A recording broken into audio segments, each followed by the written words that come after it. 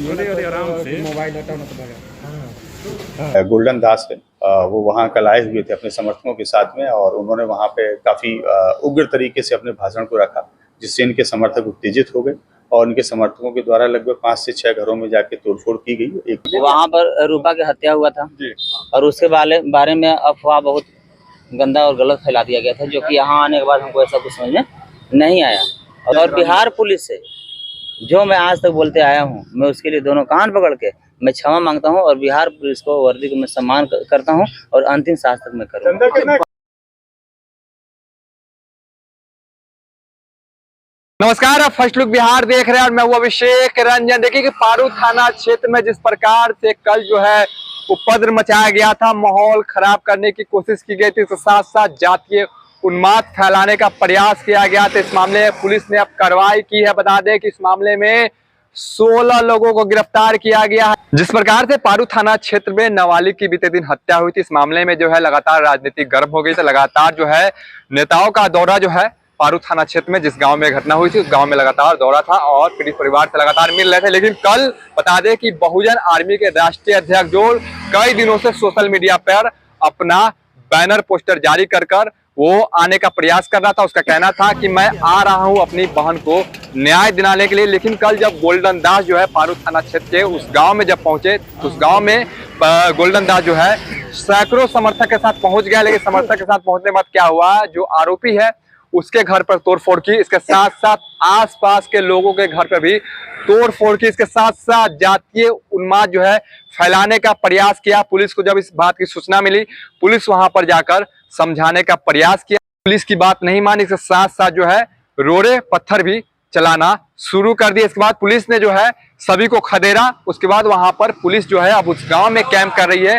माहौल पूरी तरह शांतिपूर्ण है। लेकिन इस मामले में गोल्डन दास सहित 16 लोगों को पुलिस ने गिरफ्तार किया है और उसको जेल भेजा जा रहा है। गोल्डन दास मीडिया से बातचीत करते हुए उन्होंने कहा है कि देखिए कि हमारी गलती हुई है, अब जो है दोबारा ऐसी गलती नहीं होगी। हमने गलती की है और हम सभी पुलिस पदाधिकारियों का सम्मान करते हैं। हम इसमें ऐसा गलती कभी भी नहीं करूंगा।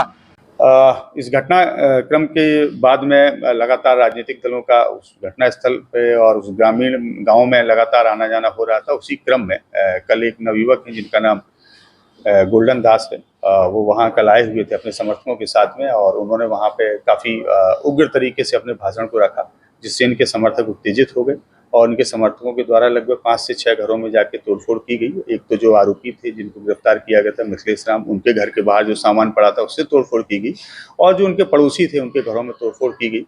और चूंकि वहाँ पे पुलिस बल मौजूद था, तो जैसे ही ऐसा मूवमेंट हुआ तो 5 मिनट के अंदर पुलिस ने अपना एक्शन करना शुरू कर दिया। हम लोगों ने हल्का बल प्रयोग किया और वहाँ से उन लोगों को हटाया। उस क्रम में हम लोगों ने 16 लोगों की गिरफ्तारी की है, जिसमें से जो इसके मुख्य अभियुक्त हैं जिनका नाम गोल्डन दास, उनकी भी गिरफ्तारी की गई। जब उनका आपराधिक इतिहास हम लोगों ने देखा है तो अभी तक कुल मिला के 23 केस उनके ऊपर गया जिले, औरंगाबाद जिले और जहानाबाद जिले में हम लोगों को प्राप्त हुए हैं। बाकी 2 केस पटना में भी हैं, रूपसपुर थाना से भी ये जेल भेजे गए थे। एक केस अभी गया के खिजराय थाने में भी है, जो अभी रिसेंटली इसी साल 2024 में हुआ है। और अभी तक की जानकारी के हिसाब से वो अभी 4 कांडों में वो वांछित भी हैं, जिसमें वो बेल आउट नहीं है, वांटेड है। तो हम लोग अपने यहाँ भी इसमें 2 कांड प्रतिवेदित हो रहे हैं, जिसमें एक पीड़ित पक्ष है जिनके घरों में लूटपाट सामान तोड़ा गया है, वो लोग कर रहे हैं। दूसरा कांड पुलिस दर्ज कर रही है, चूंकि पुलिस के ऊपर भी इन लोगों के द्वारा रोड़ा पत्थर चलाया गया था। तो इस कल वाले घटनाक्रम में कुल 16 लोगों की गिरफ्तारी की गई है और इसमें हम लोगों ने 2 व्हीकल भी हम लोगों ने जब्त किए हैं, जिसमें एक फॉर्च्यूनर है जिससे आए थे, इसके अलावा एक पिकअप है और 38 मोटरसाइकिल्स जो वहाँ से हम लोगों ने जब्त की हैं, जो इनके समर्थकों की थी। हम सारी जितनी बाइक जब्त की गई हैं उन सभी का सत्यापन करा रहे हैं और इसमें जो फर्दर कार्रवाई की जाएगी उससे हम आप लोगों को अवगत कराएंगे। इसके साथ ही कुछ हम लोगों ने चैनल भी सिलेक्ट किए हैं, हम लोगों की साइबर टीम ने भी सिलेक्ट किए हैं, जिन्होंने शुरुआत से इस घटना में लगातार दुष्प्रचार किया। पुलिस ने ऑफिशियल स्टैंड रखने के बाद भी दुष्प्रचार किया गया, विशेषकर गैंगरेप के बारे में दुष्प्रचार किया गया और बॉडी के जो प्राइवेट पार्ट्स हैं वहाँ पे इंजरी के बारे में दुष्प्रचार किया गया है। हम लोग ऐसे सारे चैनल्स को अब नोटिस देने जा रहे हैं और जो भी IT एक्ट के अंतर्गत और जो भी सूचना एवं जनसंपर्क विभाग के प्रावधान है, उन प्रावधानों के अंतर्गत उनकी कार्रवाई की है।